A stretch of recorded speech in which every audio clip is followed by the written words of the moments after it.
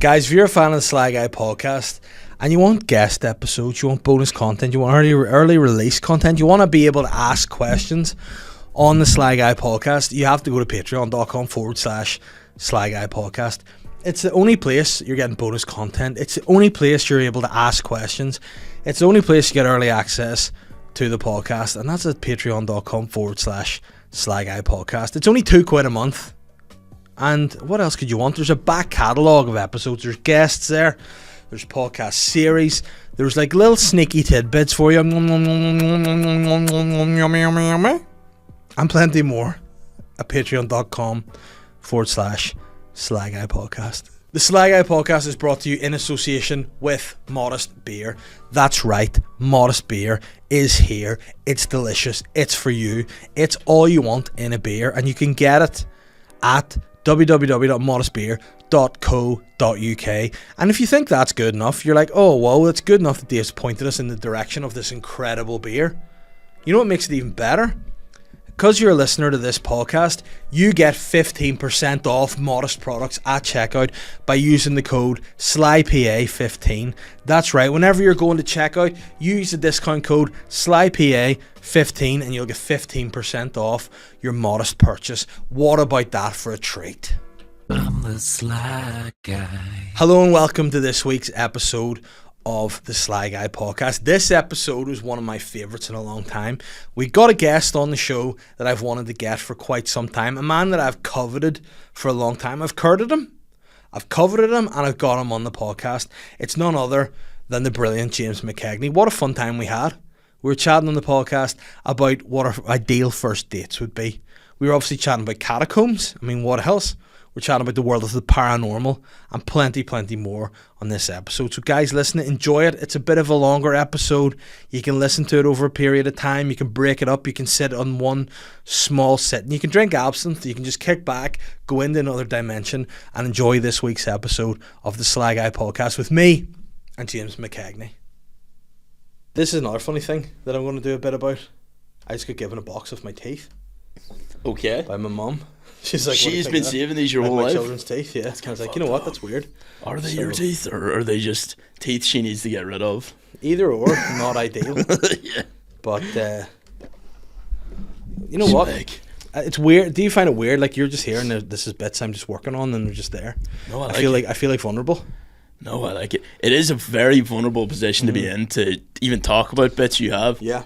Yeah. It is. But you know what? This is the business we're in. I'm just gonna pop this phone onto the airplane special, so we don't get disturbed. There we go. Let's see. Oh, fuck, do you know what? I want to go for the airplane special. Get your mouth. Cause you know what? You're too nice a face to be covered by the And mic. you know what? Like, because my face is being like, I can see it in that there screen. I'm gonna stare at myself sometimes. Yeah, no, it's okay. That's what it's there to do. So I'll just get this down. This is my Patreon podcast I recorded at another time. So yeah, there's too many things going on my laptop right now. It's weird. Okay. Is these your babies? They're my kids, yeah. There they are. Oh, they're so cute. Yeah, they are sweet, aren't they? Like, I love the drip. I actually want to get a t-shirt that looks quite similar. Like, no joke. I think it's the stripe looks good. But you know what? The stripe look is good when you're in shape.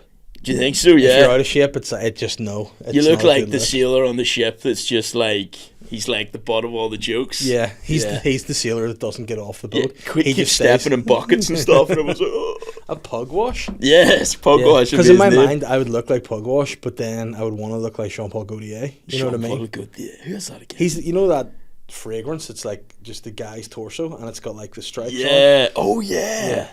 And he hosted Eurotrash for a season. Really? As well, him and he was Antoine in Eurotrash. Yeah. I remember watching Eurotrash. Was not the one that you're always like, oh, I'm gonna watch this to see some titties. Yeah. And then it was always like there was like a line over it. No, there's full tits in Eurotrash. Yeah, Eurotrash got the full works out. Like Eurotrash was like back, like, what age are you?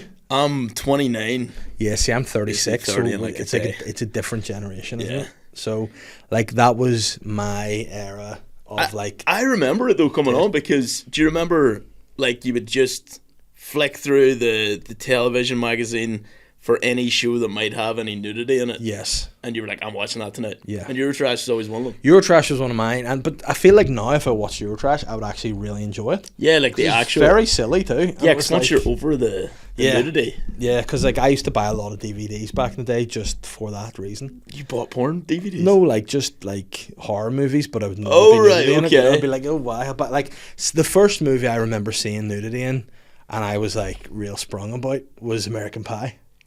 So see, whenever Shannon Elizabeth, she was. I remember her being a first crush of mine. Really? Which one was she? She was, you know, the one that's the foreign one that Jim got with. Yes, Jim, her. I remember not expecting to see, and like I mean, there's nothing better than a surprise boob. You know, I think something you don't expect to see. See, when you get to see something you're not expecting it. She was hot, man. When that movie first came out, that must have been because by the time I had seen it, it was still pretty like, whoa, have you seen American Pie? Mm-hmm. But I imagine when it came out for you guys that it was like, holy shit. I saw it when I was 14. Yeah. And it was a 15, so I felt like a really bad boy. Yeah. You know, I was like, oh shit, I'm seeing some stuff here. And then that's what's teaching you, like the birds and the bees, which is not a good example. That was not, because it probably did influence you, because then at that age you're like, no, we need to go out and get fucking banging all the time. Like, flat out. Like Stifler. Mm-hmm. And then if you go back and watch that now, you're like, that dude would be in jail today. 100%. Like a sex pest. But again, this is the thing that sometimes I find hard. Like I remember who was speaking to me, maybe Willie. On the way to a gig, we were chatting about what it was like back in my time, like in the early noughties. Yeah. You'd just done stuff that, like you say nowadays, sex crimes. You know, like you'd have smacked the butt. Oh, you know, yeah, in a club you'd be like, yeah, like people were running around like, I remember the Elk disc, like underage disco, and everybody was just smacking, like girls, guys, just running smacking butts and all sorts. You were like, you would go on things called like slut. Do you say slut races? Oh no, but I like the it sounds so bad when you say it now, but it's just how many people can you curtain a night? So guys and girls would just go on slut races, right? Okay, and then you'd come back to school the next day and you're like, I went with 14 people, and everyone was like, yeah. And now you're like, if you said you went with 14 people on a night out, you'd be like, you need to go to a doctor immediately, get a swab. But like, right now, I recall, like, it's always pre-formals. They're always the things that were. But like, if you're on the dance floor, there's a chance you're getting fingered or wanked. Yeah, you know what I mean. Nowadays, even as you just wouldn't be. You're not getting fingered or wanked fingered at like a nightclub. No, and if you were, that's going to be on social media, the social medias. And it's going to be viral. Like the back of that taxi. Yeah. Like, that was not a place to be getting fingered either. That was the craziest thing, because the driver just kind of sat like the whole time. Like, how did he not know what was... Or was he like, can't interact with this? I think he kind of gave it a few the camera, like, you know. But then, again, I don't know what it is, because obviously with the guy being pistol whipped and stuff. Yeah. Like, how that came out, I think what happens is if the drivers don't, like, clear the cards or whatever, the depot can get access to it. So I don't know whether, or else I think the driver on the first one had sent it to his mates in a WhatsApp group. Yeah, that's what I heard. Yeah, but like, wasn't it daylight in the riding one? Yeah. Yeah, what was going on? Like, were they smashed or? Yeah, they must have been. Like, I mean, you don't get that wide spread open. Yeah, when you're sober. Yeah, you know, like our legs were giving it stacks, like. And he wasn't just like doing he wasn't doing an adult fingering. He was doing a pre-formal fingering, like he was getting like they in there. That was he was experienced. Yeah. Do you know what? I can't remember who I was talking to this about, but she should have just went, all right, fuck it, it's out there. I'm starting an OnlyFans, because everyone's already seen everything. That OnlyFans would have blown up so quick. She would have been on serious money. Yeah, and he should have just joined her. He should have just joined her, and they should have made videos in the back of taxis or something. Yeah, and just call it the same taxi driver every time, just called Jeeves or something, just. Pure fancy suit and all. Just call it real taxi. Real taxis that we buck in. Yeah, but I mean, I think that was a wee bit of a kerfuffle. Do you know what I mean? I don't think like Sly, he's gone fully to jail. It's Sly also that they're fully traumatized, but also at the same time, you know, it's like people need to not share that stuff. You know what? How drunk would you have to be for that? You'd have to be so smashed. Yeah. Fair play to them. I thought it was cool. Yeah, I thought it was a cool video. Yeah, it was pretty cool as well. But you know what? In the moment, you never know. I get wanked sometimes, maybe. Yeah. Not now. Like, I mean, I think it's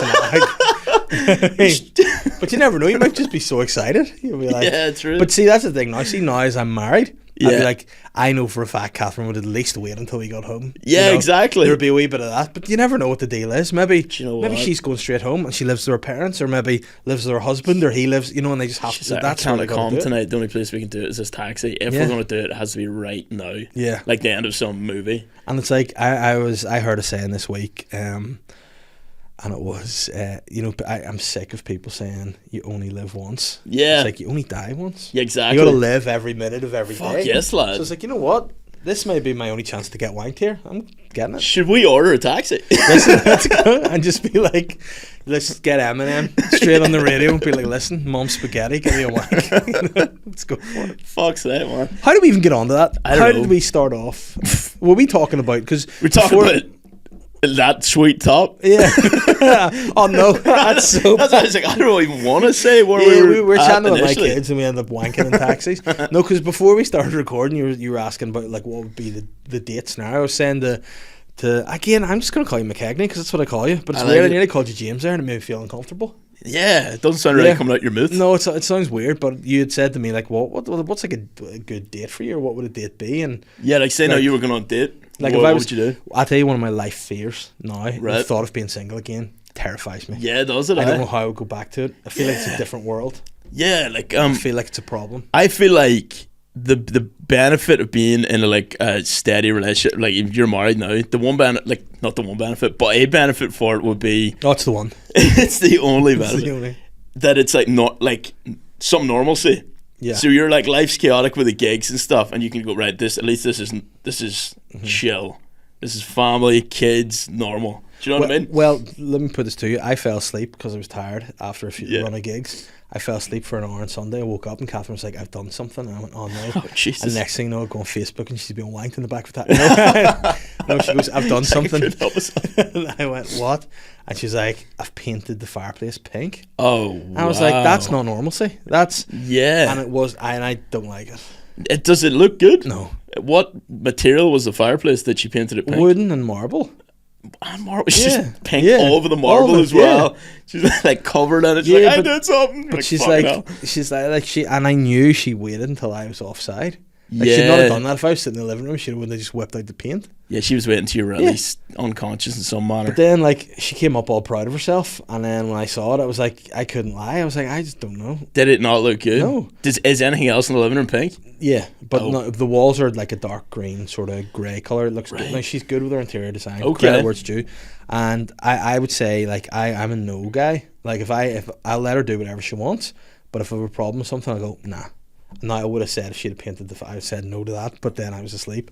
But like all the other decoration in the So room, now it's done. You just have to, like, if you paint the fireplace, you're gonna have to keep that for at least a couple of years. yeah. But what she's done now, in fairness to her, the walls are really dark. Uh-huh. The rug on the ground is a pink, but it's a nice. It looks well. Okay. The curtains are pink, Yes. but they have like sort of jungle animals on it. It looks very good. That's the colours kinda are nice. It's good. But then she says I'm going to wallpaper the main part of the fire, and then you know A what? feature wall. Yeah. So I mean, I think I have a photograph of it because I think I took it to send to people to be like, "Fuck, she done here?" Yeah. So there you can see is what she's done. So Do you know what? It's not. I was expecting really like Barbie pink. Well, maybe that is Barbie It is pink. Barbie pink, but you can see the walls are like dark. Yes, so it, sort it of. doesn't look too bad. But she says this part here, she's going to like put wallpaper on that kind of matches the curtain, so it could look okay. yes. But we need to then Interesting. put our stuff, back on the mantelpiece Yes. and the decorations. But And are these notes? their notes, That's your manifesto. that's me basically saying "fuck you." You've wrote a Yeah. 4-page manifesto. Yeah, about what's I've gonna happen. written that. So yeah, it looks weird, and I'll try to. There's the girls dancing, so you can see the rug. So it's pink, but it looks alright. Can I just say Kinda- that rug looks amazing? It's good. It's a good rug, and You it's should nice.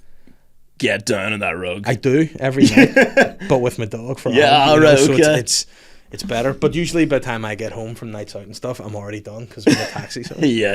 But my dad actually gives us lifts quite a lot. So So do with that what you will. Yeah. Mhm. What was date? What's your Date. favorite? Like, say if you're taking someone on a date right now, Where would you go? I already know where I'd go. I would have to go somewhere private and quiet and far away because Right, I wouldn't okay. want Catherine to catch me. Yeah, that's So I'd very maybe true. wait till like I'm gigging somewhere far away, maybe. Say you and Catherine were married and you just met, Uh-huh. and like sparks were flying, and she was like, "Take me on a date," and you're like, "Okay, this is what we're gonna do." Ooh, you know, like you gotta weigh it up. It's hard.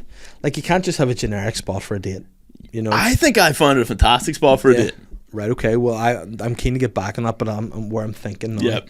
is for me at this age, if I was single now, Mm-hmm. I would try to take her to some sort of bar that's quiet. You know, Okay, so and just get a proper chat. just in. have a chat, have a bit Okay. of crack. You know, get a few drinks in, maybe get a Yep. taxi home. Yep. But yeah, somewhere where you can chat. Now, ironically, the first place I went on a date with Catherine was the cinema, so that's a no-no. That is an interesting choice. What are we going to see? The BFG. BFG, really? Yeah. Because now, bear in mind, she doesn't drink coffee.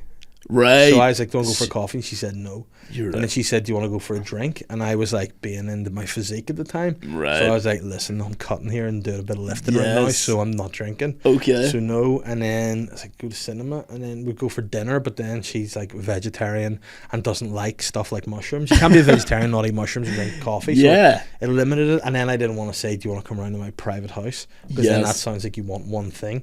9 times out of 10, that is what you want when you invite someone around to the house. The whole, like, that's what both people want, like, when they first meet.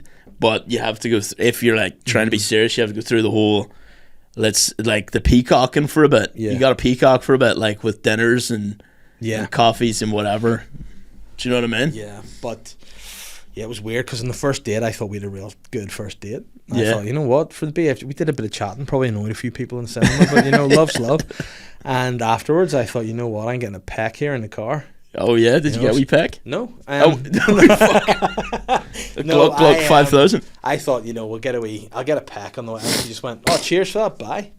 And then I was like, my mind went, "Fuck, am I friend zoned here?" Yeah. And then like a couple of nights later, she just lived a few streets away. So that's Right. another umbrage I have with her, is that I certainly would have super liked her on Tinder back in the day. Like Oh, she, yeah. she would have got a big, "Oh yes, this guy." And you She were is- like, why is this never matching? Yeah, and I was like, because we literally lived a few streets away. Interesting. So she didn't like what I was working with, and But that's it. It's hard to judge people with a Tinder profile. Like. But a couple of days later, she messaged me, "What are you doing?" Now, you know what it's like when you're a young single guy.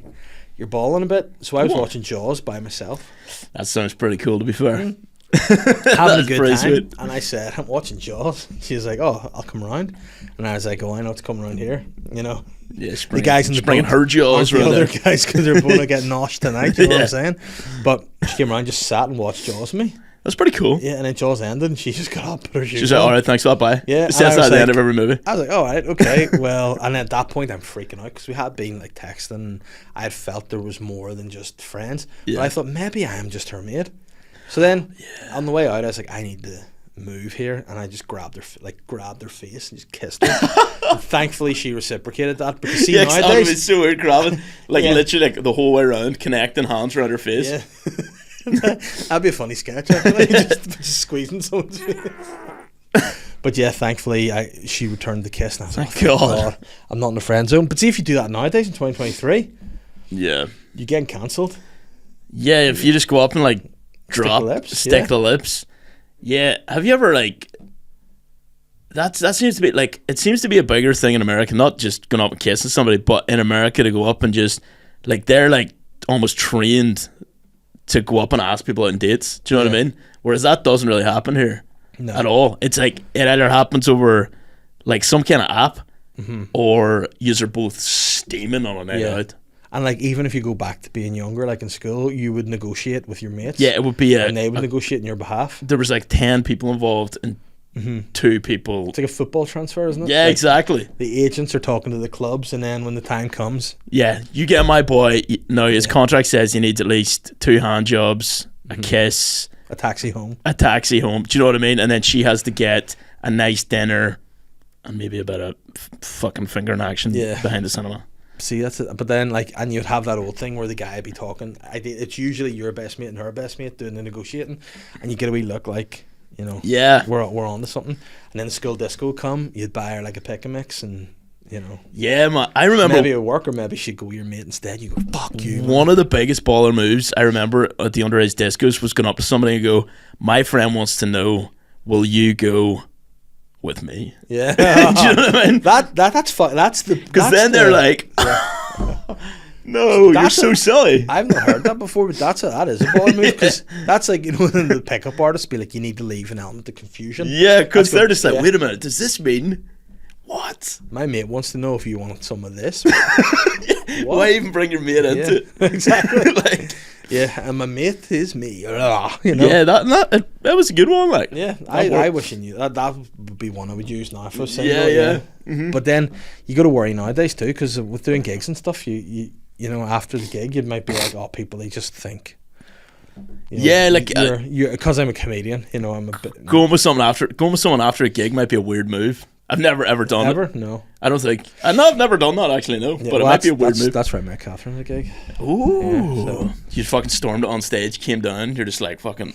You know what? Genuinely, ate shit. Yeah, and that's usually so sweaty. Yeah. The sweatiest man ever. I don't know how I ended up with 2 kids and a marriage out of that. No idea. Why that's always the way. It's always like the night someone goes, "Oh, come see it." It's the night you know you're in a terrible spot.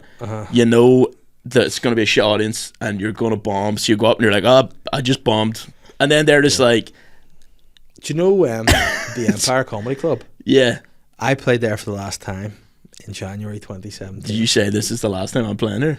No, I think just the way things transpired. Right. Okay. But Catherine was like, I'm going to bring my brother and his wife to see you. Oh, right, okay. I went on. I remember I did a bit about God being a woman. I don't know why. It's fucking stupid. Because that would never happen. No, God's got a beard. You know? But yeah, and I just remember eating shit at it, and then him being like, well, man, at least you were there and all. I really appreciate it. Fair play for getting up. I could never do it. Back in the Empire. You did, like, that memory was so traumatizing that you're like, I don't even want to go there again. Then I also got involved with running pugs, and then that's a no. They don't like that. So okay, fair. So that's it. But you know what? Listen, if you want to get in touch with me and you want to ask me to do a spot, I'll do it. Empire. You know, I'm just reaching out. Olive Branch. Yeah, man. I actually need to get a spot. I need to go down to the Empire and ask for a spot actually. But yeah. Oh, I just need to say, like, my date idea, because even thinking about it is making me feel like this would be a fun time. Okay. My date idea would be to go, because this place has got it all. It's got food, it's got games, it's got golf, it's got bowling, it's got the cinema, it's got a B&M bargains if you want to go down and get like cheap sweets for the cinema. I'm talking about Yorkgate, lad. I was going to say Yorkgate. I was there the other day and I was just looking around being like, I'm taking myself on a date here someday and just going around everything. I did the VR once as well, and it was deadly. Shooting up some zombies in Yorkgate. Have you done it? Well, no, but you could just do that in the car park. Yeah, you could. Yeah. That's level 2. Yeah, they hand you an actual rifle. Yorkgate is a fun time. And that'd be a fun date, but would there be too much stimulus in that date? It might be maybe too much. I'd probably be like, look, fuck you, I'm away. Like, I'd be too excited. I'd be like, shit, I haven't seen my date in like an hour and a half. Yeah. There's a place like it near back home for me. It's the Jet Centre Coleraine. Nice. Me and my mates will frequent the Jet Centre pretty fucking regularly. Mm-hmm. There's a bowling alley. Right, so what you do is you go in, you head up the arcade, do a bit of bowling, you go, there's Yoko, which is one of the best Chinese restaurants. And I just thought that was another friend of yours. No, my mate Yoko. Yeah. No, Yoko is like one of the best Chinese restaurants on the planet. Sorry, I spat your laptop. No. I'm salving. And it's been relocated to the back of this arcade, and it like our Chinese restaurant at the back of our arcade, you feel like it's not going to go well. Yeah, I mean, packed out every fucking night. In my head, I thought, nah, it can't be. Yeah, they're just packed out all the time. So you go to Yoko, then you head up to the cinema, and then you leave, being like, I just had the best day of my life. See, to me, that's a good time, because now I'm not as keen on drinking as I was. Yeah, me neither. And I'm like, I say that, but I still go out boozing. But I'm not keen on it. Like, I don't know what it, because I think when you're a bit younger, sort of early 20s, the drinking is the fun. Whereas when you get a bit older, the fun becomes something else, and the drinking can be involved in the fun. Do you know what I mean? Exactly, yeah. Like, when you're a teen, the drink is the party, but as you get older, it's like where you go, like what mates you're with, just having the general crack is the party, but the drink can also be involved sometimes. Like, yeah, I think if you still treat the drink like I need to drink for the party, then it's gonna be you're gonna drink probably way too much. Like it also becomes a problem. You're like, I need a drink. You're like, nah, you don't. Exactly. Because like if I like to go nowadays for dates, for me would be a nice meal. And oh fuck. A few pints, my bottle of wine, bingo. Yeah. Oh Jesus. See, just going for dinner is the greatest thing. I love going for dinner so much. And what's your kind of go to? Like if you're we're back to dates. So say date 1 goes well at Yorkgate. At Yorkgate. Yeah. And you're like, you know, I mean, it obviously will. Date 2, you're like, you know what? You graduated Yorkgate. We're hitting up the jet centre here. I would take her. Oh, I said her. I said if I'd go to date with a chick, I would go to Yoko. I would take them to Yoko 100%. I'd work up a storm in the arcade. There's a Kung Fu Panda machine that I was so fucking good at and kept winning 500 tickets, the maximum prize, and they just got rid of it. Because that's how they're masters of the dark arts. Yeah, arcade people. I swear they realize you're getting too many prizes. I once had an audience of kids watching me just because you had to just punch the things in as they were coming up. It was like tiles and clay pots and stuff. And I had to be like just punch the buttons that. Right, and there was like a crowd of waves being like, "Oh my god!" I got called Kung Fu Panda Man. No joke. Once I did. Did you ever give anyone a fist bump on the way out? Be like, "Listen, one day, kid." No, I was too excited to get to the fucking wee shop with like 10,000 tickets to buy a sharpener or whatever the price was. But you keep that sharpener as a prize. Oh yeah. That's the Kung Fu Panda sharpener. Yeah. Oh man, so I'm getting way too excited about the Jet Center at the minute. There's a thing in the arcade, a game that I love more than any other game, and I think I don't. And it's like, you know, one of those things that you're like, I don't need it. Yeah. But then when you start, you're like, I gotta keep playing. And it's, you know, the basketball, the hoops. Oh yeah. I love those. Like, oh man, yeah, like the thing when it starts going like, zzz, and you're just like fucking swoosh, swoosh, swoosh, swoosh. Like I love that. I started playing that on Honeymoon. It was in our hotel in Honeymoon, and then like it got to the point where like Holly was with us and she was only wee, and Catherine had her in the pram, and she'd be like there pushing her, being like, "Can we?" And I'm like, "You're fucking me up here. You're ruining the honeymoon." You know. And then we went on holidays there, and it was there was one of the machines, and I had a few loose coins, and I said to Holly, "Don't know what's Daddy work. Destroy this ring." I was literally just the ring was just hoop after hoop, you know. And then she was like, "Can I have a go?" And I wanted to go, absolutely not. Sure, fuck it. You're gonna ruin my score. I had to let her have a go, and she got not one hoop. Stupid little twat. That's quite embarrassing. Yeah, and then it ruined my vibe too, because I got up to like level 3, and then she started missing, and that was it. And then the machine was disappointed. I was just constantly. It was like it was a fix. You know what I mean? They knew. Yeah, like sending the kid. Because they were like the spirit of LeBron has come down and it's in this guy's body. I was dunking. I feel like you'd probably be class at basketball. That's like in my mind. I feel like on a wee 3v3, you'd probably be really good. Yeah, because I'd be strong and I'd be. Yeah, you'd be like fucking just hold some cunt back. You can't play basketball. I'm decent at shooting hoop. Okay, I was about to refer to myself as Hugo Duncan there. Oh yes, yeah, that'd be pretty cool. Yeah. You should get that jersey made. Oh, Duncan. I'd be like, what's that? Hugo Duncan. Yeah. A Lakers jersey. A Lakers jersey with Hugo Duncan on the back. I don't know if I've said this before. Do you obviously know Hugo Duncan? Yeah, the DJ. Yeah, but you know what the Hugo Duncan is big time into? Visiting primary schools. You came to our primary school once. Well, I mean, yeah, potentially. Yeah. But I nearly said poppers there. That's not true either. He's into Red Bull. The big man loves a tin of Red Bull. Right. I think HD must be through about 8 to 9 tins of Red Bull. His resting heart rate's like 240. Yeah, because but see, at any time, you shoot him a basketball. Big man's. He's next level. By the way, one of the genuinely nicest guys, Hugo Duncan. I'd say he is. Man. He looks really lovely. Yeah. Is he still? I was about to say functioning. Is he still going? Not only is he functioning, he's still on the rip. Yes, lad. Like, see that gig we did? Didn't we do a gig in Nathan Carter last week? Me? A couple of weeks ago. It wasn't me. Antrim Castle. You not there? Me? No. I might have been there. Who knows? No, I don't know. I thought you were. See, I was in the vents. Did we do another gig recently together? I feel like the days we turned did into nights. The Nards together. Right. Yes. Oh, that was a fun time, wasn't it? We had Rachel McPeak on the pod last week or the week before. Yeah. And she was talking about that infamous gig. But no, whenever we did it, you would have loved it because as our gig was going on, Nathan Carter was just sound checking. And it was interesting. But HD was that, I'm sure. Just neck and Red Bulls and curtain. Have I got boogs, lad? Let's see. No, you just have a hairy nostril. I do have a hairy nostril. I need to get that trimmed, man. Hey, man, I may have something for you here. No. Could have a nose hair trimmer. I'm sniffing. Do you got this for me? There you go. Woo! I was about to say I need to bring mine from Mahara, but No, fuck yes, dude. Get in there. Do you want me to do it right now? Yeah, well, I mean, if you No, actually, we'll not. Yeah. I've got boogs. Oh, no, you don't want to. Don't want to get boogs wrapped in it. Yeah. Fuck yeah, man. Thank you very much. Work away. We're not sponsored by them anymore, so knock it down. The weed whacker. Now, this does... Wax weeds. This is just for the nose. Yes. Nice. I mean, I reckon, you know how some guys have hair coming out here? Yep. I reckon I could whack one of those as well. Okay, just wait. It worked also for the ears. Yeah, because I have one of those back home and I always thought it was amazing. Yeah. Because for ages there, my method of getting rid of nose hair was just ripping like 10 out of 10. Like you go for a roll up in a pool? Yeah, just... And then you'd be like... Do you ever visit the Kurds or the Turks? No. The barbers?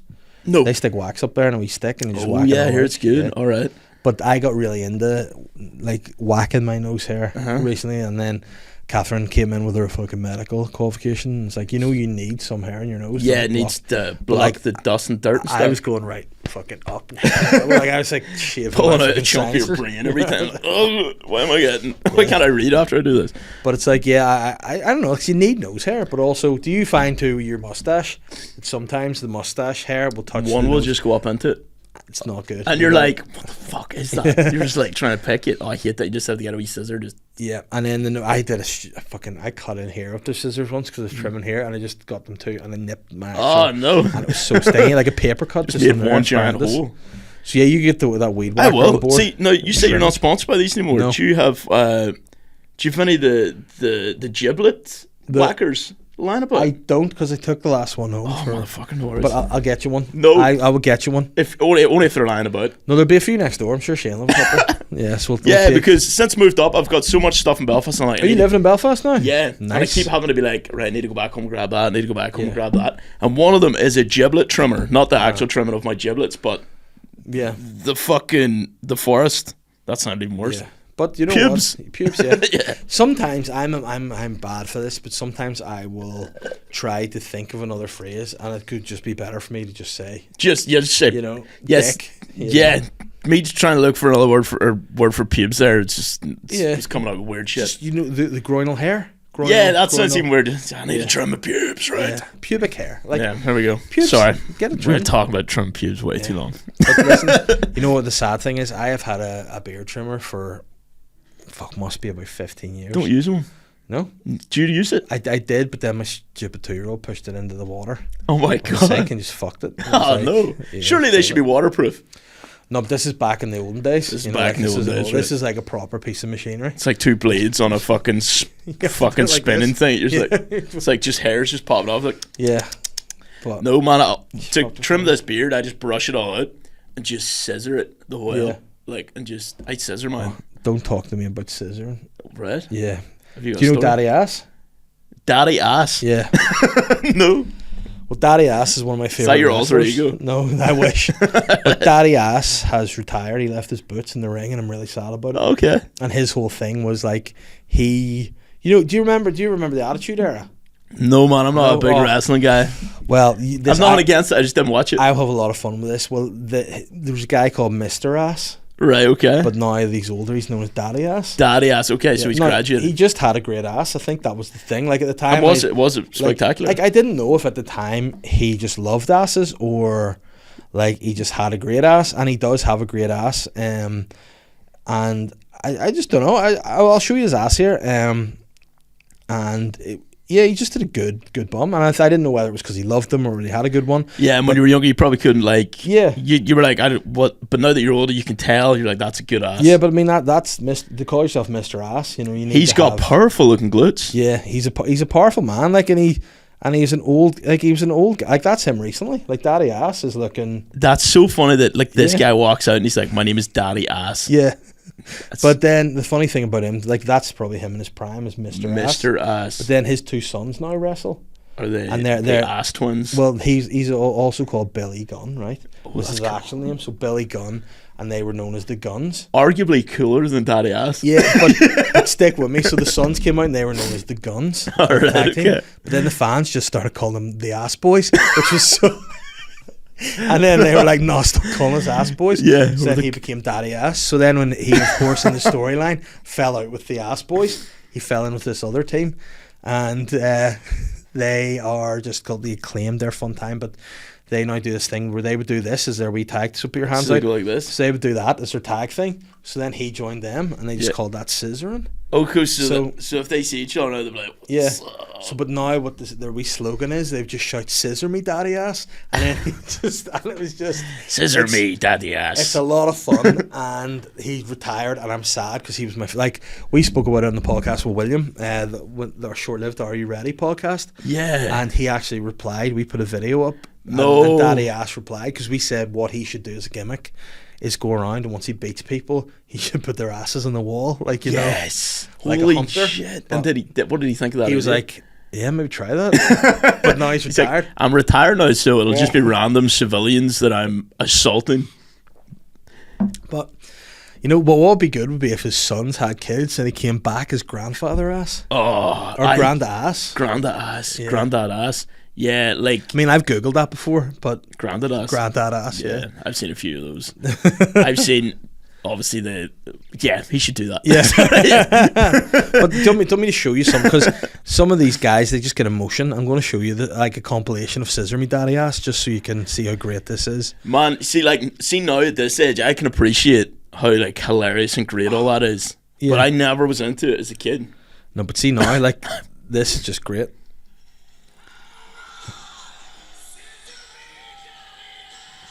Oh my god, that is amazing. That's a great time, is that Daddy Ass? That's Daddy Ass, yeah. And that's his son? No, that's not his son. Okay. See, but see the t-shirt he has? It says "Son's a gun," scored out, and says "Ass Boys" on it. You know? Oh, man.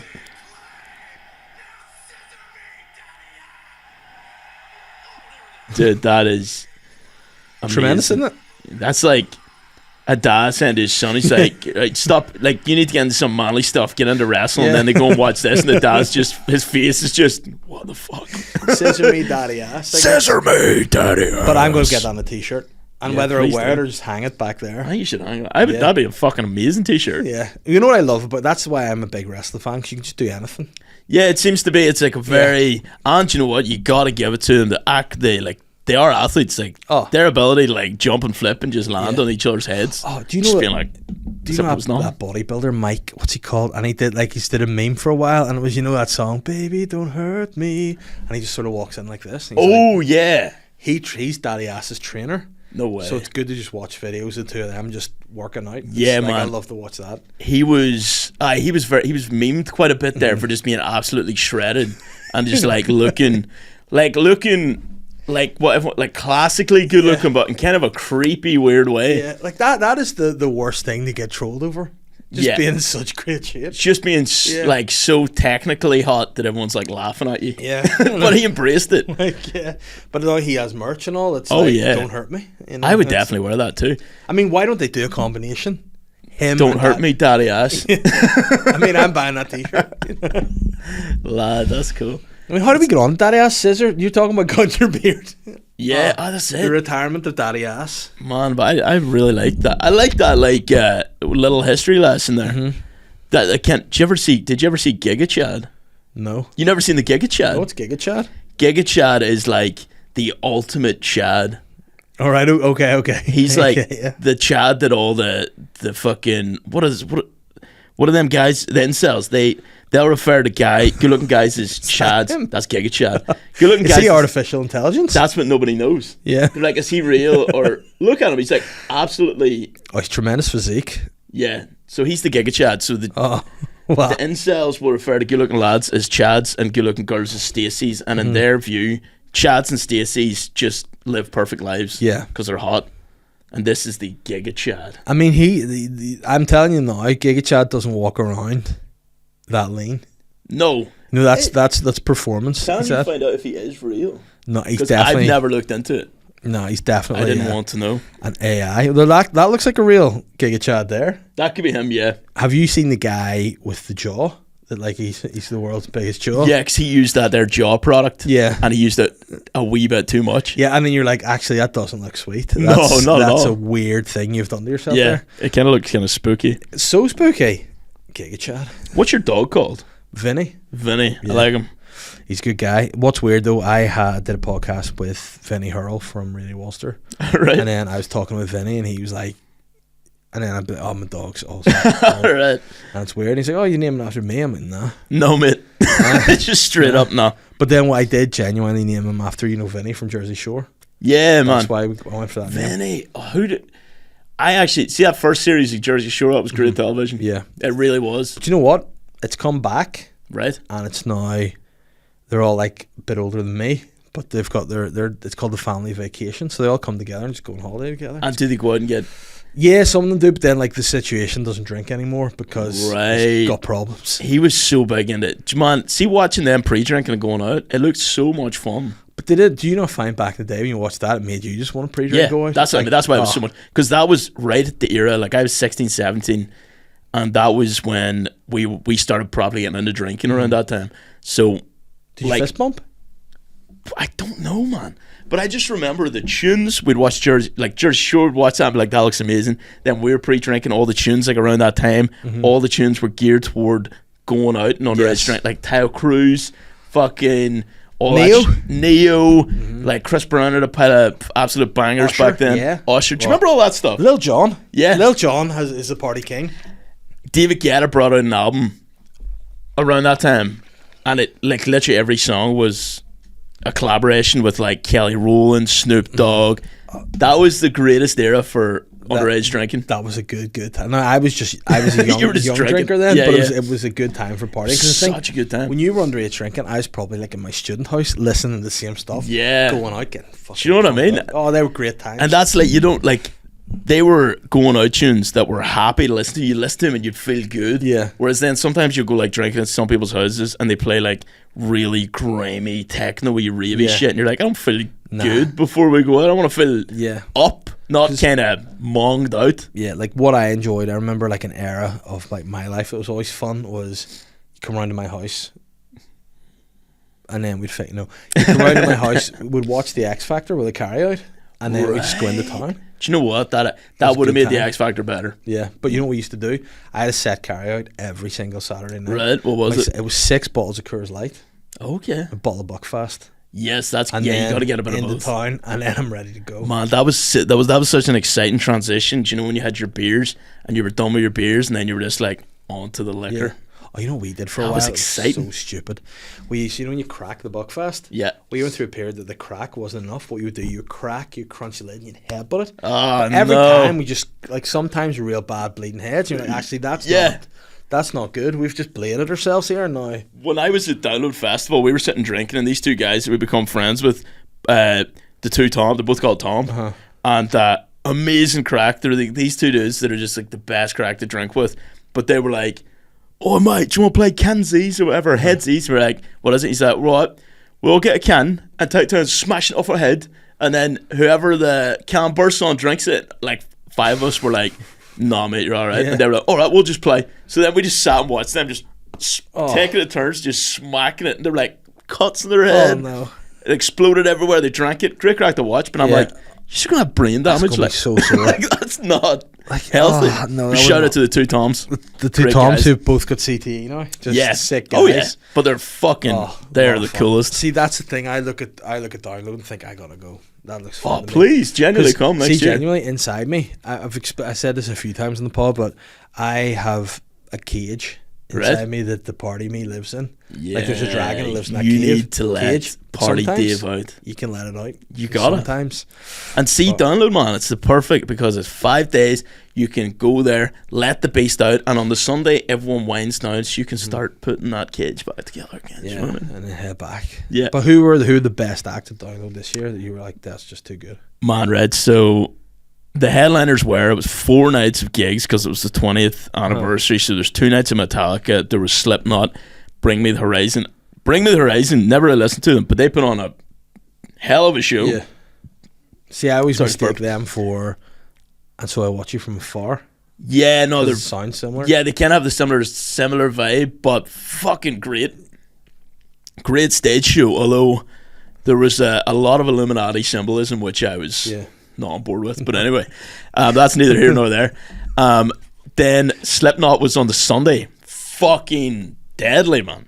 Never watched Slipknot live. Blew my tits off. I've never seen them either. I'd love to. They're Very on my bucket list. Very high energy. Metallica were fucking great too. But like a lot of the best bands you'll see is like bands on the smaller stages. I seen Ghost, they were fucking amazing. I seen Electric Callboy, they blew my mind. I seen I Prevail. Fucking so many good ones. Great like time. And what's the level of like drinking at? Do you know what? It's actually not that crazy. No. You'll pre-drink at the start of the day in your tent with all your mates, and then by the time you go down to the actual stadium, the area with all the stages, it's like you've got a buzz on, and you'll maybe like circle, grab a drink at a bar, like a cocktail, then dander about for a while and just really nurse it. And then every hour, maybe you're not drinking that much in there, but you've got a good buzz the entire time. It's great. See, that's what because sometimes I get too excited because I don't get it out so much. You know what I mean? That whenever I'm just blocked. You got to pace yourself because there's 5 days. It's like being at war. Like it really is. It felt like it was so sunny. It was like being. It felt like you're in the desert a wee bit. See, I'm the man at the war that's like, let me at those fucking Germans. You're at them, and then they'd be like, no, you need it. Nah, fuck it. And then you'd have to like carry me back over. You're the bear Jew. They sent you out there. Release the bear Jew. Release the bear Jew. I'm with my back. I don't know why that guy was German. Like he was fighting against the Germans, and then you just run out screaming like, oh! And they're like, why is he not dead? But bullets just you die eventually. Straight away. But yeah, I don't know. I get excited. I lost around myself at Robbie Williams. That's the level of flesh. Do you know what? Robbie Williams is a fucking rock star. So thank you. Yeah, thank you, because I've said this a few times. Shane has been like, Robbie Williams, what's he doing now? He's shit. No man, I'm like, nah, I've seen videos of his concerts. They look mad. Mm-hmm. Like him himself, he is like. I think he's got the mentality of a rock star, and he tries to bring that energy to his songs. Yeah. But like, let me entertain you. Oh. Get out of my face. Yeah, he is amazing. Hit after hit. It's great. Yeah. And like we went to see him at the 3 Arena in Dublin last, and we're away from the kids. We're on an overnight stay. Oh. The beer bar was too busy, so I'm getting double vodkas and Red Bull. I'm on it. I want to go out and get pissed so hard. It was a good time. Yeah, man, that sounds fucking amazing. She's the one. Oh, what a tune. Robbie Williams also went to Skinwalker Ranch, which I thought was really cool. Do you know Skinwalker Ranch? No, but it sounds like a good place. Skinwalker Ranch is this. It's like a ranch in America. I don't know where exactly, but it has the most cases of like paranormal activity ever, like involving aliens, fucking ghosts, fucking orbs, time dimension shifting, all sorts of crazy shit. So much so that some billionaire bought it over and just turned it into a lab to study that shit. Robbie Williams went to visit it. So I'm into all that weird shit. So Robbie Williams is into a good time. He said he had a fucking good time. I'd say no matter what, too, Robbie Williams has been in a few dimensions himself. Like he's a guy that's partied hard. Do you remember when he came back after he had like a long hiatus of like not doing anything? And then he came back, and one of his first performances was one of X Factor. And he was like, his eyes were like completely out of his head. Didn't he? I think he was nervous. But he came back. He was nervous. But he was stacked, and he had a waistcoat on. Oh yeah. And you were like, oh why? Robbie's been at the gym. There he goes, man. Yeah, he had the sick fucking mohawky thing going on. See that he's got it. And that's another thing. Shane was slabbering him about his mohawk. He doesn't like the mohawk. No, but you know what? I think, and here's the thing. I said to you, see in a heartbeat. If Robbie Williams was like, I would like to come and tea with me, you'd be like, oh, Robbie, you're so amazing. You love him, man. But I love Robbie. He's an entertainer. He would be such a good guest, too. Oh. Can you imagine getting Robbie Williams? But you know what? It'd be too good. But you know what? Think of what I like about him, too, right? I really relate to, like daddy ass. You know, I relate to dad guys, but they've still got it. You know? Yes. So, like, Robbie's got the wife, the kids, but when he's on stage, he's not daddy anymore. He's Rob. Ethereal. He's the idea that is Robbie Williams. Because like he was doing a wee bit of obviously chatting between songs. And he was like my body can't go as much as I go. Yeah. He's like, I have to have I'll have to physio after this flat out for like a few days, but I'll be back. Yeah. You know, I'm not cancelling anymore. I ain't quitting. Like. Yeah, and I love that. Who's your? Like, say, such a fucking cliche question, but who would you see out of anybody? Would it be Robbie Williams? If you could go to a concert tonight? No, tonight? Oh, shit. I've seen Robbie Williams twice. So, like, in fact, I've seen him 3 times, so my cup is full. Right. But I feel like I'd want to go and see someone I've not seen before. Like, I'd like to see Kiss. I've seen them. Yeah, good. On fucking real. Yeah, need to see And Kiss. I never listened really to them before I seen them. I love I love Metallica, but I've seen them. But I would like they're always great. Yeah. But who have I not seen that I'd love to see? Well, I'm going to see Blink-182. So am I. So that'll be. That's in a couple of weeks too. Yeah. Oh shit. And then, but I said earlier, my favorite band's Busted. Love those guys. Yeah. Do you know what we kept doing at Download? Me and one of the Toms, because we go back to the tent early. Like you're listening to heavy shit all day. Creed. That's Creed. You'd see Creed, man. Yeah. Yeah. That'd be a good one. That would be an interesting one. But we listened to we always came back, and when you were pissed, you didn't want to listen to heavy shit anymore. You wanted pop punk, and we would have Busted parties back at the tent. Yeah. Yeah. They're a good time. Fucking amazing time. But you know what? You don't know. A good thing is, we were on holidays in Portugal there, in Albufeira. Right. And there was this guy called Nuno S. Nuno He was S. like a guy who just sings. Oh yeah, the just street. walks. Oh right, okay. But like, what way he does it is like, there's a load of bars in the street. Yeah. He sets up in the middle, but he's got a sound system that must be a part of and he just plays his guitar. Deadly, One of the man. best. And he just does rock songs. Really? But real good husky voice. And I was like, that guy's brilliant. See, a strong husky voice is I'm the sexiest. It's so good. Like But Nuno West, like he was singing. I'll show you after here, but he was singing a bit of Lewis Capaldi. Ooh. And it was really good. And then because initially how we discovered him, because we were away with another couple and they have a couple of kids too, so we split up between nights. So I got a night out with Catherine, my mate Griff got a night out with his wife Anna, then the boys got a night out, and the girls got a night out. So for boys' night, we're like, we'll go here, we'll sit, we'll have a pint, and we'll then figure out where to go for dinner. We had about 8 pints just watching Nuno West, but like, this guy, this is the shit. Is unbelievable. And then whenever we went out for like the last night out with the whole family and the kids, we were like, afterwards, we're going to watch Nuno West. Yes. Because this guy is he's good, like. Oh man. And I was trying to work out how much he earned a night, and I'd say he probably comes away with a week. He must be earning like probably decent 15 money, like. grand a week, maybe. Really? Like, the amount of people. Fucking 11 million at least. But like, a week. But like, you think there's hundreds of thousands of people probably give him 10, 20 euros a pop. Yeah, man. And if you're wild. genuinely good, like you're like in a main street, you're probably getting a decent amount of money.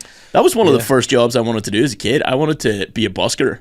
Mm-hmm. I remember I used to see the buskers in the streets of Galway, and I was like, oh, obviously I want to do that. Oh, it's class.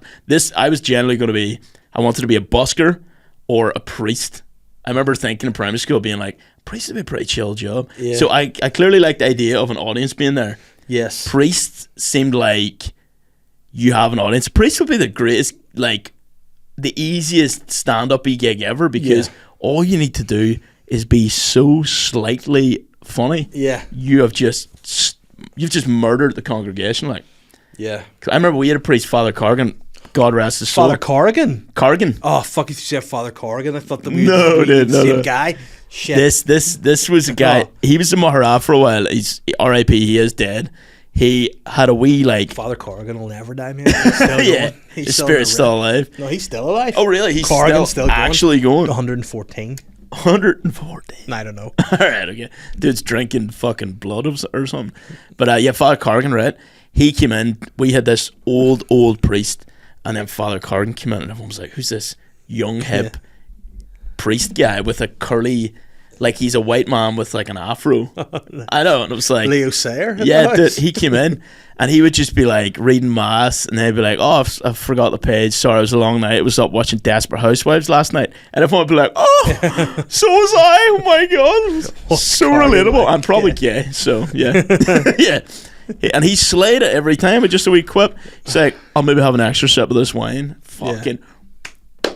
He's just like us. And is he still on the rip now, Corrigan? Oh, he's dead? He's in the rip in heaven, yeah.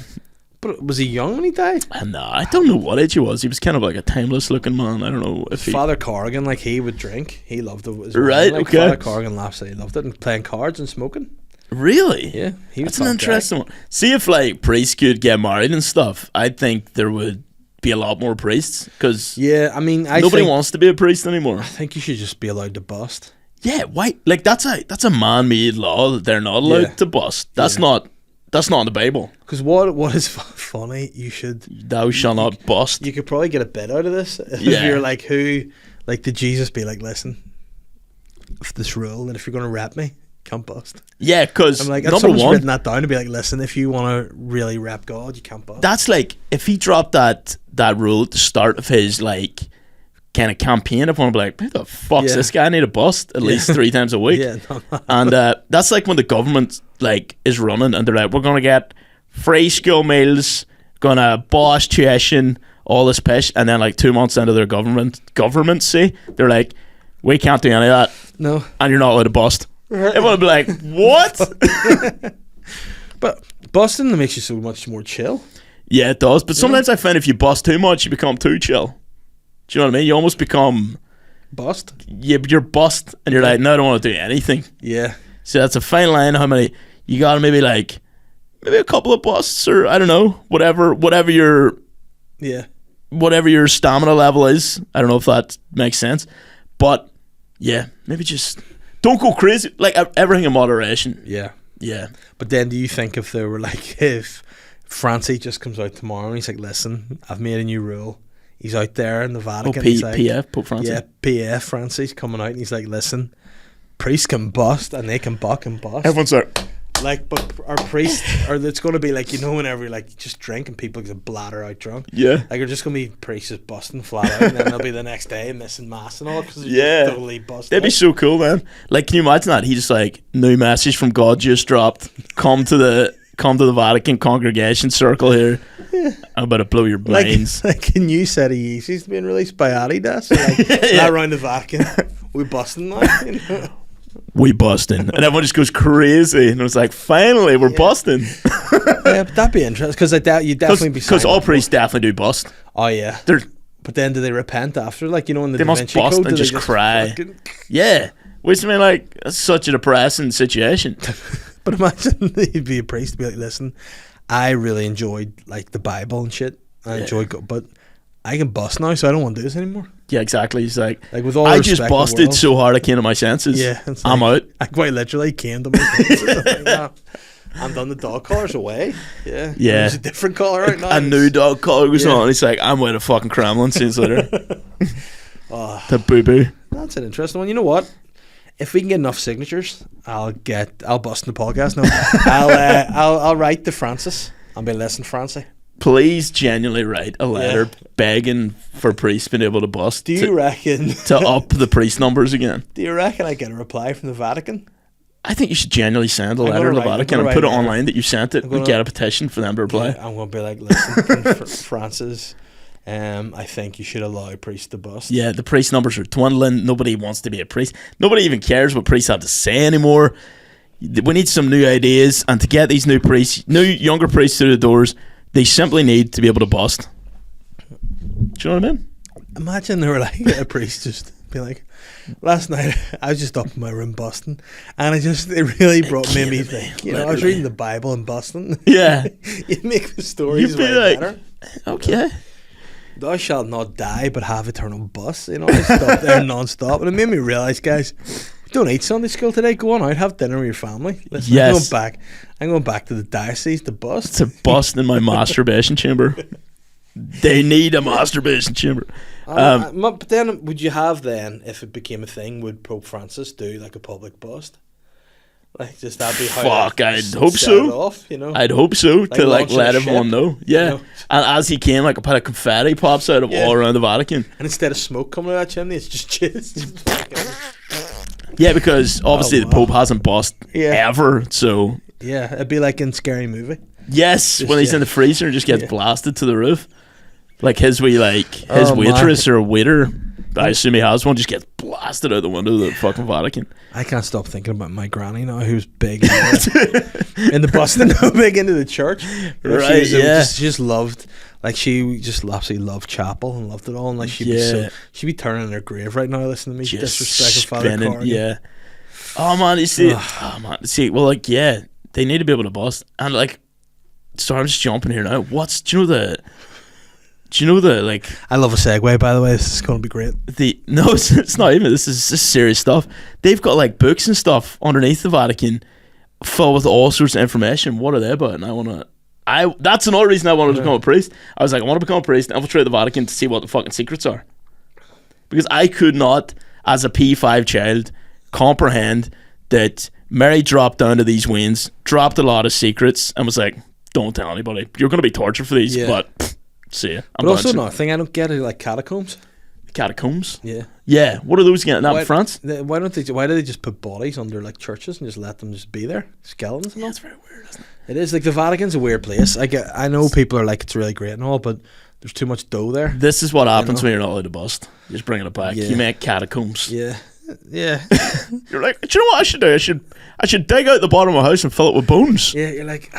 Like, maybe you should just bust once like, and think that through. I have this idea, and then what are you going to do? Corpses under the church? Yeah. Yes. Mate.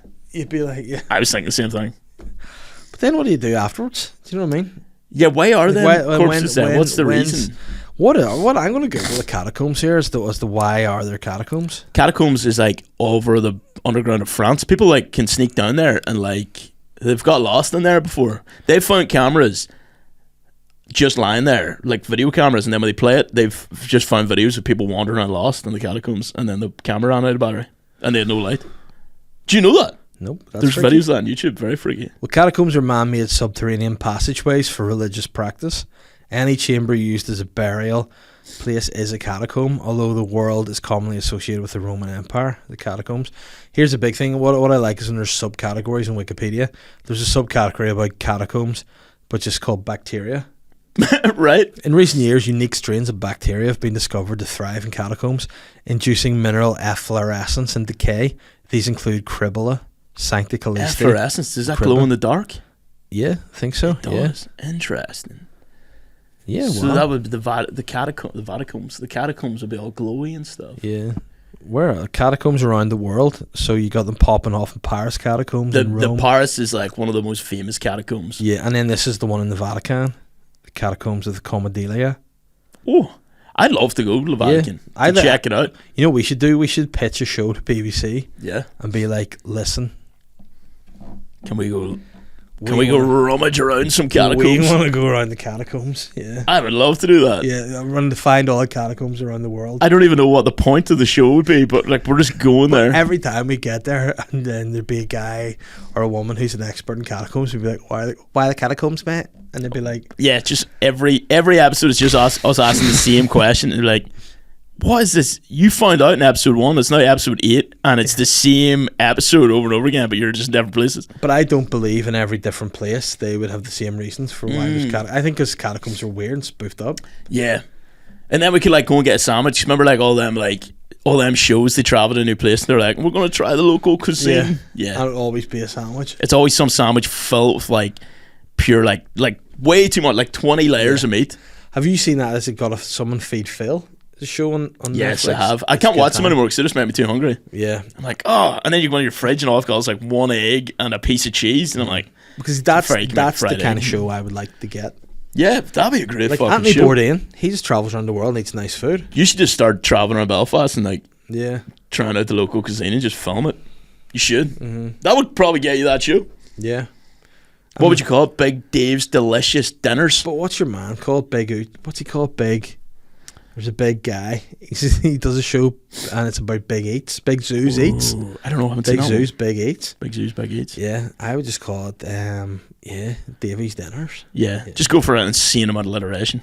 Yeah. Davey's Dastardly Delicious Diner Disasters. Yeah. Dirty Dinners. Maybe that's what it could be, Diner Disasters. I just go and cause carnage in diners. Start going crazy. Yeah. Like order a sandwich, start throwing it around, screaming. Yeah. Episode 1. 5 stars. Yeah, with catering in catacombs. That's the show. Oh. We travel around the world and we try the catering from... We're in the Vatican here. This is what the Pope eats. Show us some corpses. Yeah. We're just eating.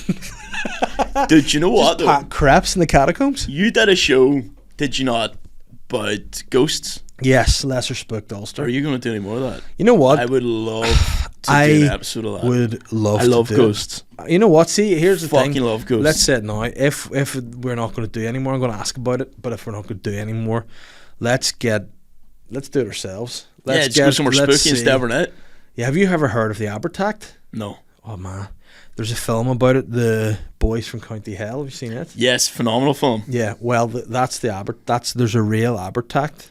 So that stone that this being comes out of. This dude, apparently many moons ago, sort of out Derry direction, right, was like a vampire / like just eating people and kids and all. Cool. And then they were like, we need to kill this dude. Mm-hmm. So then they killed him. buried him. He was like, nah, came back. Yep. Did the same again. Like, nah, fuck this guy. Killed him. Fuck this. Buried him. He was like, And the attack came again. And then the villagers were like, fuck, guys, do my head Let's in do here. my nut on this guy. So they went, obviously, whenever you're stressed out, who you go to? Druids. Of course. Those guys, and they were like, listen, if you try killing him and burying him upside down. They're like, and the guys are like, didn't think of that. Fuck. Obviously. And then they went and killed him again, and they buried the attack upside down. So now he wakes up and he's like, where am I? And then he just has to go back to sleep. He's like, for fuck's sake, if only I'm fucking on my head. I have absolutely no fucking shoulder strength. Can't push. Yeah, so they stone him in, and then apparently that's a real thing. And there is an Abertacht burial site I want to go to. I want to come there. There's also up near, is it Larne? There's a big spooky haunted ghost forest house as well. A forest. Yeah, there's a big forest. Maybe it's not near Larne. I need to figure out where it is. But it's kind of it's like one of the most haunted forests in NA, and people spot druids about there sometimes. We went up a walk around there one time. It was pretty cool. Where you camp out there, man. I like the spookiness. I love the spookiness. Like I really do. But you know what? It's weird because like obviously I did that with Glenn. Yes. And did he sense anything? He did when we went to Grace Neal's. Right. Donegal D. He was like, yeah, I don't like this. Oh shit! He's like, nah, there's something weird up there. Now, the thing that I had Glenn on the pod recently, and shout out to Glenn, by the way. Second Glenn, legend. He's not doing the best right now, but hope you're feeling good, Glenn. Yeah, he's a fun guy. Love you. But he, we were doing a gig in the Strand, and he was like up in this wee like attic place up there, and I was there. Right. That's where the green room is, and like his first time he had done like a live show, and he was a bit stressed out, but then. At one point, he was just like, fuck away off you.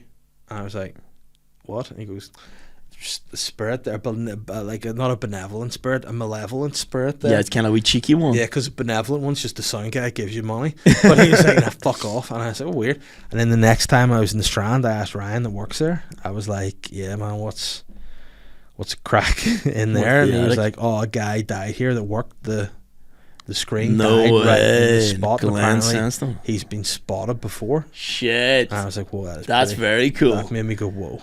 That is cool. Yes, that type of shit. That's fun. Yeah, I like that. I want to go on like a haunted tour of Ireland, like all the haunted hotels. I think Jordan Robinson actually did some, unless was that Jordan? Somebody told me they did that. I feel like it was maybe Jordan. They stayed in a haunted hotel. And it was like the haunted room of the hotel or something. And every hotel they went to in Ireland, they stayed in the haunted room. Yeah. I feel like it might have been Jordan, but it might have been someone else. Yeah. I wouldn't fancy that. I'd be scared. I'd love it, Speaking of, I saw a film the weekend there called Talk to Me. Have you seen it? Seen it 2 days ago or something like that. Very good. Good show. Good old show. Like, yeah, it's rare to see a good scary movie these days. Yeah. Although A24 know what they're doing with this scary movie, I feel. Yeah, no, it was a good show. And I actually liked where it went. I also... How it ended and stuff. Yeah, I mean... Yeah. I also wish that girl had just not been such a fucking dick. Yeah, she was still a dick. You know, like that wee boy mugged himself hard because of her. Oh, yeah. Like she... Yeah. Yeah, it was entirely her fault. Yeah. Entirely her fault. And how did, like... We can't even... I don't even want to do spoilers now, but... I mean, obviously, like, that was a demon, like, spaghetti. Yeah. But you know what everybody knows, like... What's they say the greatest trick the devil ever pulled was to convince you he was normal or something on it? Yeah, like, he was. Yeah, something like that. Yeah, so that was it. Like the demons are always going to lie to you. They're wee tricksters. Like you cannot listen to that shit. Like look at The Exorcist. Pazuzu wasn't sound. Nah, no, he was not. Yeah. He was not dead on. Yeah. There's an Exorcist movie coming out as well. Oh. Yeah, that's one thing though. That is one thing I wouldn't do. I wouldn't fuck around with a Ouija board or none of that kind of shit. No, I wouldn't do any fucking holding hands and talking to ghosts. I can be in a haunted place. Yeah, that's it. But you know what I really loved about that film the most? There's a character there called Duckett. Who was he again? You know the wee kid at the start. Duckett that stabbed his door. Yeah. And then I love like sort of like Islanders, you know, that's like the guy who had it. He's like, yeah, just got this off Duckett, man. Yeah. He gave it to me at a party. It's so chill. You're like, all right, man, what? That's the whole story. And then, by the way, halfway through the movie, once everyone starts going insane, oh yeah, he told me they can imitate your family members and whatever. I just can't do the voice. Yeah. And then she was like, what? That would have been useful at the start of the movie, mate. Yeah. Sorry about that, bruv. And then what I wanted to happen was Sorry, it for mate. to fall and break, because I wanted to know if there was a hand in it. Yeah. It was just, Yeah, man, that's a good movie. Do you know what? I hate kids that love to fuck with the goddamn demons. No, you don't do it, lad. I don't understand anybody who's done a Ouija board, man. Nah, because Glenn wanted me to do it, and I said nope. And he went, why? And I was like, because I don't know. Yeah, because it's not even, like, I'm not saying I believe that it works, but I'm not even giving it an ounce of a chance to work. Yeah. I'm not touching it. Because then you open that door. Have you had any paranormal experiences? Have I had any paranormal experiences? When I was in Grace Nails, it didn't feel comfortable. Right. We were doing that filming. It wasn't a nice time for me. But I definitely felt eerie. But in terms of actual paranormal, yeah, I think just my eyes playing tricks on me. Yeah. Like, that's probably what a lot of it is. Yeah, because I had an old stepladder in my room that I just would throw clothes over. In fact, that exact stepladder there was doing a bit of work in my, and I just did a pair of jeans on it, and then I woke up and thought there was a guy sitting on it watching me. Dude, that always happens to me. Like that. But then one time, it was my housemate. He was blocked and come in. He's just sitting on the stepladder. He came in to chat with me, but he was like, "Oh, but you were asleep." So then I just fell asleep. So I just thought he just went, oh my god! So he fell asleep on the ladder. So then I woke up. I was like, "What the fuck?" He was like, "Oh, what the fuck? You're in my room." I'm like, just bust, man. Just go to your room. Just go to your own room and bust. I don't mind if you bust. Just leave it away from me. Yeah, I've got my own busting situation going on here. Yeah, but that's it. But what about you? Have you encountered? I'm trying to think. I've had again. It's been like eyes playing tricks, but I remember there was a kind of spooky situation, right?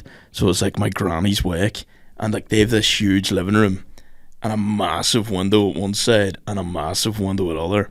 And do you know they do that Irish thing where it's like some fellas have to stay all night in the coffin house in case the ghost gets up and they just go to the bathroom or something, and you'd be like, "Whoa, you're dead, bro." Yeah. So me and my two cousins stayed at that house, but we just stayed like literally on the floor right in the middle of this massive living room. And with the coffin in the corner? No, the coffin was in a different room. Thank fuck, I wouldn't have slept near that. And the two curtains, right? And I remember I was lying on the floor staring at the curtain, and it looked like, it was definitely just eyes playing tricks, but it looked like, do you know when there's like a faint light? It almost looks like street lights coming out from both. So it kind of looked like that, but I never really thought much about it because there wouldn't have been lights coming through. But I never, it's just lights come through a window, whatever. So I was kind of thinking that.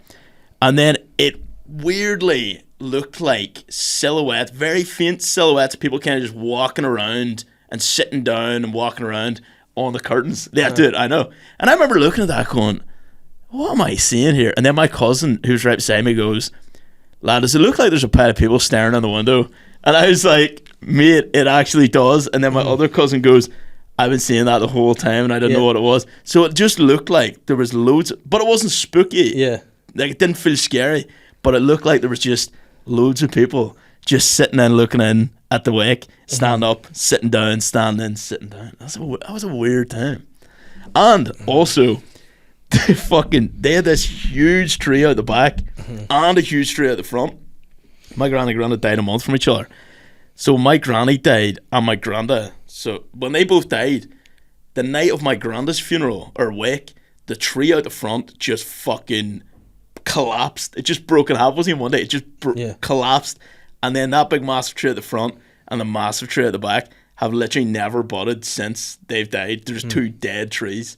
Isn't that creepy, lad? That is creepy. It's a lot of creepy shit. But then, like, that's where I thought it was real. I was like, that was not exactly spooky, but I was like, I couldn't explain the window situation. But that's the thing that, like, what drew me into doing the thing with Glenn was like, I hate when people are like, nah, that's bullshit.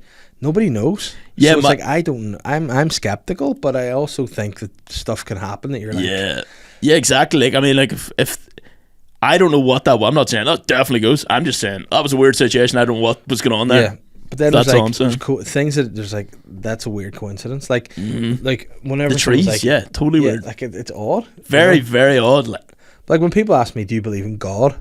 I don't say yes or no. Yeah. I'm like, it's like, who knows? I don't know, so I can't answer. But like the day Holly was born, there were so many like coincidences that I found eerie. For example, so the day she was born was a week before she was due to be born. So we were in to have a planned section because she was breech, right? Yep. So we were due to go in this a week later. So the week before we had the check-in just to make sure everything was in order. And then the day that we were due to check in, I was at work, which is just across from the Dundonald Hospital, and I had gone into work all good that day, but it was really, really like snowy. Okay. So like I'd gone into work. I had a big work meeting that day that I had to drive to collect like colleagues from Lisburn to go to this meeting, and it was really important. I had to do it, and I had to get my bosses to go to this meeting and all, so I couldn't go to the checkup. Yes. So I was going to. So Catherine was going to drive to the hospital for a checkup with her mum, and she was going to go with her and whatever. Then that day, out of nowhere, full snow, like really, really powerful snow. Then my bosses rang and were like, "Listen, we can't go to this meeting, so you're off the hook." And I was like, "Okay." So if I went to Lisburn, I'd be like an hour away. Yes. So I went, "All right, no worries."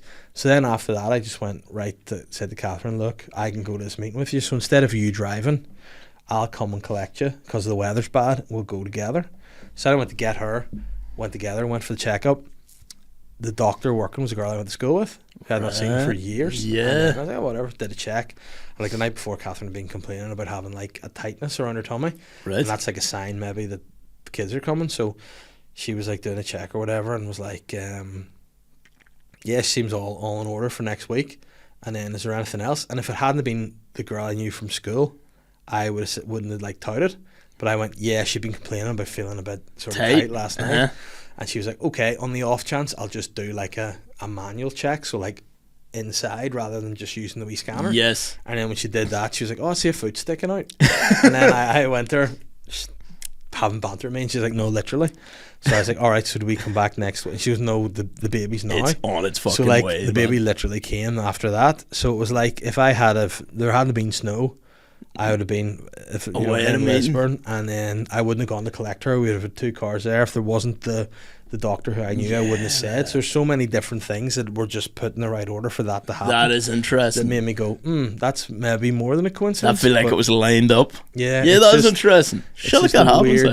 And whenever things like that happen, you just go like, there's something. Like there was this fucking mummy story that we've been through. It's just like before in the podcast about this Egyptian mummy. It's like cursed, so all this like whatever, and it was all these people died when it was found. Yes. And then they were like, eventually they got it back out and like going to transport it across and put it in a museum in New York. And what boat was it on? Titanic. No, Cursed guy, super fucking cursed, lad. But listen, I'm gonna have to get some questions on board because I have to go to. Yes, of course. See our main man Colin here after this. I was getting way too into the spooky shit. You know what? This is why I'm going to questions, because I'm like I could just start here. I could just keep going on that. No, yeah. You know what? We'll do a spook episode where we'll go somewhere spooky. Speaking of spooky, Jane has said, "Where's your favorite place to gig?" Ooh, my favorite place to gig. I'm trying to think of. I'll just say the last fucking epic gig I had was in the Kosh in Derry. I fucking had a great time doing that gig. Yeah. The Kosh is a good. Yep. It's a good. I mean, sorry, I just got sent that. I don't know why it's funny to me. Oh, sure. I sent that to somebody yesterday as well. Oh, a lot of fun. But yeah, the Kosh is a good time. I'm actually thinking. I think I'm supposed to go there soon. Maybe September. Man, yeah, you'll have a fucking blast at this the Kosh. Rose gig, is it? Roe and Finty. I think Finty Harvey. Finty. So the favorite place to gig is the Kosh. Yeah, that was my last favourite gig, yeah. Dean says, who are James's comedy influences? Also, if the two of you are headline a wrestling show, talk through the match and how it plays out. Oof. I think bit of scissoring. We'd scissor. We'd have the scissor now. We'd have Daddy Ass back. Yeah, Daddy Ass would be there. We'd be like, both of us yell, scissor me, Daddy Ass. And then whatever else happens at wrestling. And then we do some sort of bust to finish. Oh yeah, a priest comes out and busts everywhere. The diocese bust. The diocese bust. Oh my god, yes. I'd be dressed up as the Pope. My comedy influences, dude. Everybody. I feel like you can draw something from everybody, but I will just go. My initial influence that really got me into comedy, I think, was I loved Stanhope way at the start, and then Stanhope led me to finding Bill Burr, and Bill Burr led me to find like the fucking Rogan sphere, and then that just kind of, and then I started listening to like all Used Boys, and it was like all the Belfast comedians, and then I just loved comedy so much, and I just No, there's too many to name, like Roy Scovel and everybody, like, so. Yeah. I get a bit of something off everybody. Be like, oh, I like how they do that. That's interesting. And how do you find now, like, in terms of consuming comedy, do you find, because I find like I probably watch less now through fear of accidentally like copying something. Yeah, you know, and like I think that's something that gets me a bit. For sure. Like when I first started getting into comedy, I completely stopped watching comedy altogether. For some reason, it's only now that I'm like starting to love and watch comedy again. I don't know why. I just flicked one on. I was like, oh yeah, this is great. I put a video up the other week, and it was a bit that I did in my old show about eternity rings, and then because what had happened with that was Catherine had asked about would I buy her one, and I was like, well, no, because of what the I don't fucking, like we just spoke, I don't fucking know what eternity is. Like, she took it really thick, and I was like, that would be a funny bit. But then someone wrote like, that's Larry David's material. And I was like, what? You're like, I was just saying a thought. Yeah. But then I went and Googled, like YouTube, it was like, fuck, that is similar. But it was like a similar thought. And I was like, fuck, because I knew it wasn't something that I'd, you know. You hadn't taken it, it's just, you just had the same thought. But then it's like, if people, then you were really paranoid. But then you have to go, you know what? So I did what anyone do, just deleted that guy's comment. Yeah, of course. This dude, but I mean, I've seen loads of comedians do premises that, not that I've seen the exact premise on the internet, but seen something very similar, and it's not like they went and found. It's just a thought that's in the ether that you can like grab out and go, that's interesting, and then it's like probably 1,000 other people have had that thought. Maybe they've put it online or something. Like, do you know what I mean? Yeah, because then like that's sometimes now I'll ask people, be like, if this is an idea, because sometimes you get a feeling, you're like, have I heard this before? Yeah, and you'll ask and be like, and then if you get a few and they're like, nah, I've not heard it, you go, right, okay, I'll pursue it. I've thought a bit of bits where I'm sure I've heard like someone specific say it, and I've messaged them that I've never done that, and I'm like, sweet. Because I remember I had a bit that I've not found, and I don't know where, I'm just throwing it into this show, but it felt like something that's, and then I was like, I said to Catherine about it, she's like, you did that before? And I was like, God. There you go. I was like, that was your own bit? Yeah, but it was like, the bit was like a baby's a weird concept, because whenever you, like, it's born, you just get given it and you're expected to hug it and kiss it. Like, it's the only thing that'll come out of someone else's body. Yeah. You're given and you're expected to hug and kiss. Yeah, right enough. You know? Oh, but then it's just, that was my last idea. I was like, that sounds like something. It does. You know? Speaking of, you segued out this in very well. Joe said, when James's Joe Rogan party went viral, did anyone from America reach out? Also, what do we think of Joe now since he became super rich, and do you think his stand-up's very good? The first bit about the video, I think it went viral because I stuck it on Reddit. I stuck it on the Joe Rogan Reddit forum, or whatever it's called, the Reddit page. Yeah. And it fucking blew up there, and like a lot of them were Americans, and they all thought they all seemed to enjoy it. Nobody reached out, like, in terms of like people involved with Rogan. Although I would fucking love to do more of them videos to see if someone ever does. Like, did you feel a bit mugged that Rogan commented on McCann's video and not yours? So you're like, no, fuck that guy. But I would love him to comment on mine. It's like, out of everything I put up, it's on YouTube, and it's got like 25k views or something on YouTube, and I'm like, I would love it if one day that just made its way around. So I'm just gonna leave it there forever. Yeah, I mean, or I might just do follow-up ones. Yeah, I would love to just do more characters on Rogan.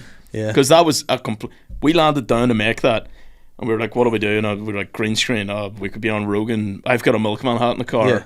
And then we just played episodes of Rogan, and I just came up with like responses to shit he was saying, and then that's just how it came about. It was very last minute, and then it just turned out to be class. But what else did he ask? Do I like Rogan? Asked, do you like Rogan? Yeah. And now that he's super rich, do you think his stand-up's very good? I haven't actually watched. The only stand-up of his I've watched is Triggered, and I've seen the other ones years and years and years ago in uni. But I watched Triggered. Like Triggered, I haven't seen his most recent one, and I don't think he's changed, but I don't watch him enough to know. But I mean, I still like him. Yeah, I mean, I saw him live in the Comedy Store one, and he was doing the bit about the Kardashians being like witches or something. Yeah, like got gremlins. With the stool and all. That was very funny. Yeah, man, very funny. Yeah, no, I don't think Dude, I think he's an example of like, if you get loads of money, he's kind of like doing it right. He's like just made his life everything he enjoys. Yeah. So he's just like, he likes the archery, he likes the fucking kickboxing, he loves going to MMA, and he loves doing comedy, and he's like, this is what I'm doing. And he doesn't do anything outside that. Like he says, people ask him to do shit constantly, and he's just like, don't have time. Yeah. And I'm only doing what I enjoy. And that's living, the good. Isn't it? Yeah, that's you just living. What were we saying? You don't only live once, you only die once, my guys. Yeah, so I mean, like, people getting, I don't know why people seem to get pretty pissed at him, but like, if I would love to make my life just things I enjoyed. You know sometimes, like, I can see why people, because like he strikes me as the kind of guy I'd be like, oh, just stop knowing everything. Yeah, I know. Chill out, man. Yeah, he's a lot. He's like, he has a lot of anything you bring up, he's like, that's interesting, and then he'll have a whole segment about it. You're like shush, chill. Dom Doyle says, what's it like being two buff, gorgeous guys? Also, who do you think the MVP of the American beer drinking team is in Beerfest, the film? Personally, I think Barry Badranath was overrated. Also, if any of you ever had any weird dreams or nightmares. I haven't seen Beerfest in a long fucking time. I can barely remember it. My favourite bit in Beerfest was, do you remember the German beer drinking team? And there was like, one of the guys was like, he'd necked something and was like, take that, fuckhead. And then the German guy necked his quicker and it at the glass and went, take that, head, fuck. And I was like, what? Take that, head, fuck. Yeah. That was Russian. That I thought Beerfest was, I loved it back in the day. That was like, I feel like it was in the same league as like, what's that movie? Eurotrip. All them kind of road trip, all them kind of movies. The absinthe scene, and that's great when they just they see the wee fairy. That made me want to try absinthe, and I was so disappointed that I didn't hallucinate. Yeah, when I tried it. Then did you try the proper stuff? No, because then I heard that there was proper stuff. Because you need to go and get the fucking Edgar Allan Poe shit. Yeah, the shit he wrote all his fucking The Crow on or something. Yeah. What else was part of that? What's it like being two buff, gorgeous guys? You probably don't know. Like, you've never experienced not being that, so you don't know. Yeah, I don't know. It's like, do you know what I mean? You know, just like, all I know just is regular life, lad. Yeah. But you know what? Speaking of regular life, I'm gonna let you go because it's been a lot of fun, and I feel like I thought I had enough time to go and see Colin, but I don't. I'm just having too much fun here. Have you borrowed through Colin's podcast? I'm supposed to be at him in 20 minutes, but he can wait. He's other stuff to do. That's been a pleasure. And where can people find you if they've not found you yet? Get me on the Instagrams at James McKegney, the YouTubes at James McKegney. That's all I really use. Yeah. The TikTok at James McKegney. I don't really use TikTok. Yeah, you know what? I let Ben do my TikTok for me. Yeah, I need to get a guy. Mm-hmm. But listen, there are guys out there in the catacombs. Yeah, so I think the message of the podcast is let praise bust. Let praise bust. We'll end it on that. Yeah. Boom. I'm the sly guy.